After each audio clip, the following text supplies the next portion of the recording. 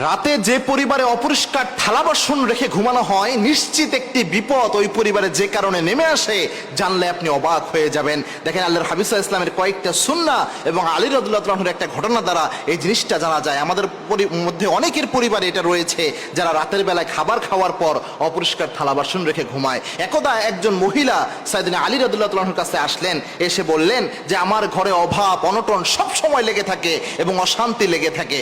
সাইয়েদনা আলী রাদিয়াল্লাহু তাআলা ওই মহিলাকে জিজ্ঞেস করলেন, আপনি কি রাতের বেলায় খাবার খাওয়ার পর ওই ময়লা যুক্ত থালা বাসন যেগুলা রয়েছে, ময়লা আবর্জনা যেগুলা রয়েছে, ওগুলা কি ঘরের মধ্যে রেখে আপনি ঘুমায়া যান কিনা?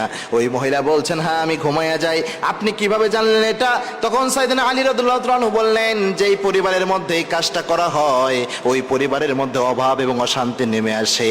অভাব এবং অশান্তি ওই পরিবারে নেমে আসে। এর কারণ কি? এর কারণ হচ্ছে দুষ্ট জিনের অন্যতম একটা খাবার হচ্ছে সে এই যে ময়লা আবর্জনা জনিত যে খাবারগুলা, এগুলোকে খুব উপভোগ করে সে খায়, এগুলো খুব মজা করে সে খায়।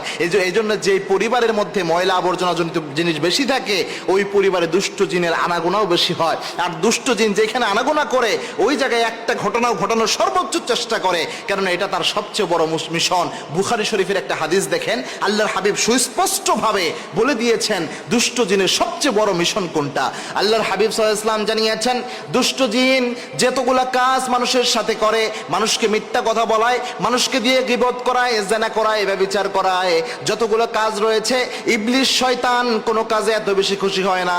ইবলিস শয়তান ওই দুষ্ট জিনের উপর বেশি খুশি হয়ে যায়, যেই দুষ্ট জিন স্বামী এবং স্ত্রীর মাঝে সম্পর্ককে নষ্ট করায় দিতে পারে, তালাক পর্যন্ত করায় দিতে পারে।